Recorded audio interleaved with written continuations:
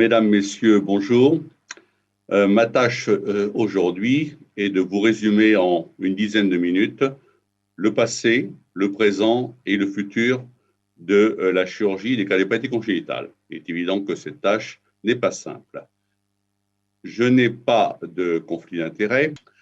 Le passé, très rapidement, on peut remonter très loin dans le passé, puisque vous voyez cette momie d'origine péruvienne qui date de plus de 4500 ans avant Jésus-Christ et qu'on appelle l'enfant de tête molte. Cette momie assez bien conservée est celle d'un enfant de plusieurs mois sur lequel on a pu faire un scanner UNIRM qui montre que l'enfant était porteur très clairement d'une forme typique d'hypoplasie du cœur gauche. Quand on avance un peu et qu'on atteint une période relativement récente, c'est-à-dire il y a à peu près 100 ans, eh bien, vous pouvez voir qu'on considérait que ce genre de pathologie était au-dessus de tout recours, puisqu'un très grand chirurgien comme Théodore Billroth, qui était le pape de la chirurgie au XIXe siècle, disait clairement qu'il fallait être fou pour imaginer faire de la chirurgie cardiaque et que celui qui oserait le faire perdrait le respect de tous ses collègues. Un peu plus près de nous, c'est-à-dire au début du XXe siècle, William Osler disait finalement que le seul traitement pour les enfants porteurs de cardiopathie congénitale était de les maintenir chaudement vêtus. Heureusement, les choses se sont accélérées très rapidement dans les 50 dernières années et tout a commencé après quelques essais de réparation juste après la Seconde Guerre mondiale. Tout a en fait commencé en 1955 avec l'apparition de la CEC, qui est le privilège de Gibbon et Kirklin. Et puis, on peut considérer que les choses ont évolué en deux phases. Dans les années 70, c'était le domaine de la réparation en deux temps, c'est-à-dire que les enfants avaient, en période néonatale, une opération palliative et subissaient quelques mois ou quelques années plus tard une réparation définitive. Et en particulier, ça a été illustré par Mangoul à la Mayo Clinic. Dans le même temps, sont apparues l'opération de Fontan et la réparation à un niveau artériel de la transposition des gros vaisseaux. La décennie suivante, c'est-à-dire celle des années 80, a été le privilège de la réparation définitive et primaire en période néonatale, en particulier sous l'égide de Castaneda à Boston. Dans le même temps sont apparues la réparation des cardiopathies les plus complexes, comme l'hypoplasie du cœur gauche, ou la transplantation cardiaque, qui avait déjà une certaine ancienneté chez l'adulte, mais qui est devenue courante chez l'enfant, voire le très petit enfant, dans les années 80. Nous en sommes donc maintenant à la situation actuelle, et la situation actuelle se caractérise par de très grandes améliorations dans tous les domaines. D'une part, parce que les cardiopathies ont été beaucoup mieux définies sur le plan anatomique, parce qu'il a été possible d'en faire un diagnostic précis dès la période fœtale et surtout dès la période néonatale, que grâce à ce diagnostic précis, un planning chirurgical en une ou plusieurs opérations a pu être défini, que les choses se sont infiniment améliorées dans la réanimation post-opératoire et que donc finalement, en particulier, les améliorations de la CEC ont permis de faire de cette chirurgie une chirurgie extrêmement sécure. Et cela est illustré par exemple sur ces courbes où les différentes courbes représentent les différents degrés de gravité des cardiopathies congénitales. Et vous voyez que pour toutes les cardiopathies congénitales, la mortalité a beaucoup baissé au cours des 30 dernières années, qu'elle est devenue très faible pour les cardiopathies les plus simples, mais qu'elle reste encore significative, autour de 20% pour les cardiopathies les plus complexes. Ces courbes sont très intéressantes car elles résument l'expérience de la Finlande. La Finlande est un pays relativement peu peuplé et dans ce pays, il existe un seul centre pour traiter les cardiopathies congénitales, ce qui permet d'obtenir des statistiques extrêmement fiables sur toute la population du pays. Dans le panneau de gauche, vous avez toutes les opérations depuis 1953 jusqu'en 2009. Et vous voyez que là aussi, la mortalité a progressivement baissé, mais qu'elle reste, sur ce groupe de malades, encore élevée pour les cardiopathies les plus complexes. Dans le panneau de droite, ce sont les patients opérés seulement depuis 1990.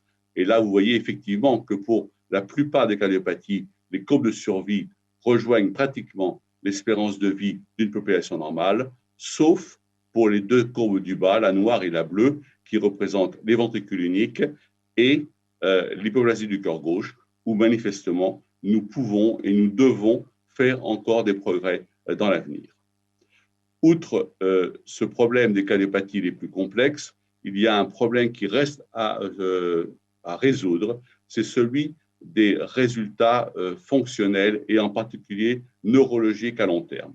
Il est évident que l'association d'une cardiopathie congénitale et de ses conséquences, voire fétales, mais surtout dans la période néonatale, associées à une chirurgie lourde et une réanimation lourde, font que le développement cérébral de ces enfants n'est pas tout à fait normal.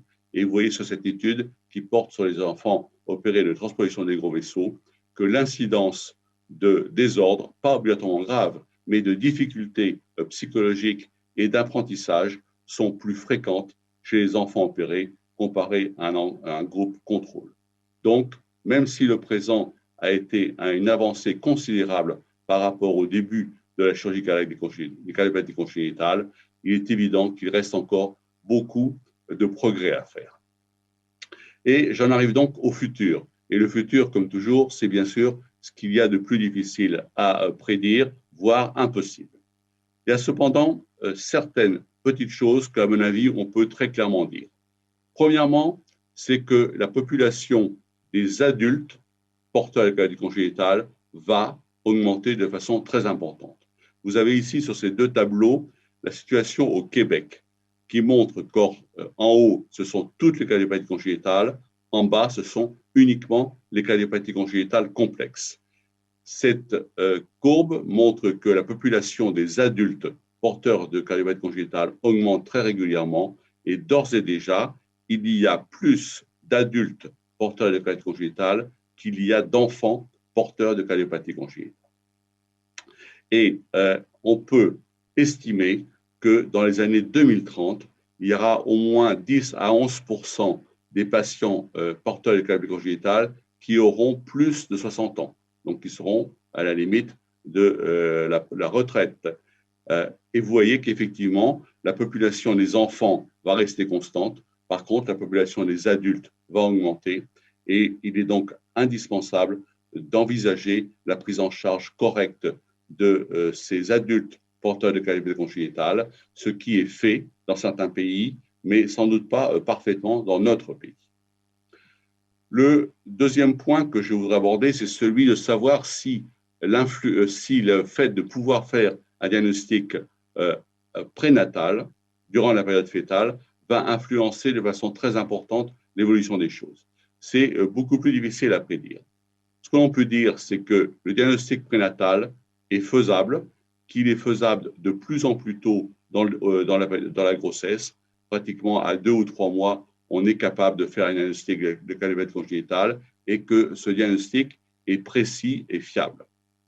Ce qui est vrai aussi, c'est que de plus en plus et dans de plus en plus de pays, il est possible d'interrompre la grossesse si la famille le désire, mais que d'un autre côté, ces points positifs sont contrebalancés par le fait que de plus en plus souvent, il est clair que les parents désirent avoir des enfants normaux, ce qui peut parfaitement se comprendre. Ce qui fait qu'il est impossible de prédire quelle sera l'influence à moyen terme, mais qu'il est possible que le diagnostic prénatal joue un rôle extrêmement important dans le développement ou le non-développement de la chirurgie des cardiopathies congénitales. Les données que je peux vous montrer sont celles qui concernent Paris et la région parisienne. Tout d'abord, vous voyez sur ces courbes que plus le diagnostic prénatal est fait, actuellement il est fait dans environ 70% des cas, et bien plus la demande d'interruption volontaire de grossesse est importante. Actuellement, elle est autour de 30%. Cependant, les choses doivent être nuancées en fonction des cardiopathies. Par exemple, vous avez en haut et à gauche la transposition des gros vaisseaux, où le diagnostic est pratiquement toujours fait, 90%, et où, par contre, et en particulier du fait des excellents résultats de la chirurgie, la demande d'interruption de grossesse est extrêmement faible. Dans le panneau qui est en bas à droite, c'est l'hypoplasie du cœur gauche, où là, d'une part, le diagnostic est pratiquement toujours fait, 100%, et que l'évolution de la demande d'interruption de grossesse est variable. Dans les années, il y a disons une dizaine d'années, elle a été devenue très importante, de l'ordre de 80%. Et actuellement, et sans doute en particulier du fait de l'amélioration des résultats dans cette pathologie, la demande d'interruption de grossesse a plutôt tendance à diminuer. Donc, il faudra voir dans l'avenir à long terme comment les choses vont réellement évoluer. Le troisième élément pour l'avenir, c'est le développement très important de toutes les techniques de cardiologie interventionnelle qui permettent de corriger ou d'améliorer sans intervention des situations pathologiques. Vous avez sur le tableau ce qui s'est passé à Birmingham en Angleterre. Vous voyez que ces interventions de cardiologie interventionnelle ont beaucoup augmenté au cours des 20 dernières années. Ça peut être considéré soit comme une alternative à la chirurgie, évitant la chirurgie, mais de plus en plus souvent, c'est un ajout à la chirurgie et un complément. Et ça montre bien la nécessité d'avoir des centres multidisciplinaires dans lesquels on peut discuter les indications avec les cardiologues interventionnels. Et ça montre aussi la nécessité d'avoir des salles d'opération hybrides dans lesquelles il est possible de faire en même temps un geste chirurgical et un geste de cardiologie interventionnelle. Et je pense que cet aspect des choses est un aspect extrêmement important pour l'évolution de la chirurgie des cardiopathie congénitale dans l'avenir proche. Et puis, on peut parler d'un grand nombre de choses, et je n'ai pas le temps de tout envisager, mais il est évident que les techniques d'imagerie, et en particulier les techniques d'imagerie virtuelle qui permettent de reconstituer un cœur, de voir à l'intérieur du cœur comment les choses se passent et d'imaginer comment on peut le réparer, c'est même plus de l'avenir, c'est déjà du présent et c'est extrêmement utile. La chirurgie robotique, on peut difficilement dire comment ça a évolué, mais c'est certain que ça prendra de l'importance. Toutes les techniques d'imprimerie 3D qui permettent là aussi de faire des modèles des cardiopathies congénitales avant de les opérer seront des choses importantes. Et je voudrais simplement insister sur les techniques d'ingénierie tissulaire qui, elles aussi, vont sans aucun doute prendre beaucoup d'importance dans l'avenir. Premièrement, ce qui est évident dès maintenant, c'est qu'il est possible, en utilisant une matrice acellulaire, d'ensemencer cette matrice avec des cellules souches qui viennent soit du fœtus, soit du nouveau-né en utilisant le sang du cordon ombilical, soit du nouveau-né quand il est opéré pour une première intervention. Et ces matrices ensemencées deviennent un véritable tissu vivant qui peut ensuite être utilisé chez l'enfant ou chez l'adulte, même là. Et ce tissu est donc parfaitement biocompatible et permettra de faire des réparations beaucoup plus anatomiques et beaucoup plus prolongées.